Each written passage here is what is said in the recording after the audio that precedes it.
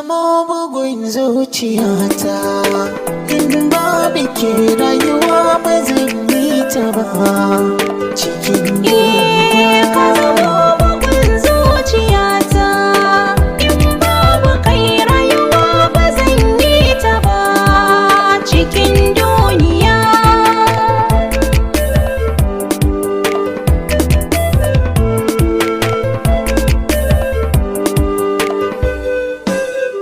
Tafiya cikin ayari na gano ki, na kama da almajiri roƙonki, na shirin bugun tambari a wurinki, na rasa ki kwai haɗari zaman duniya.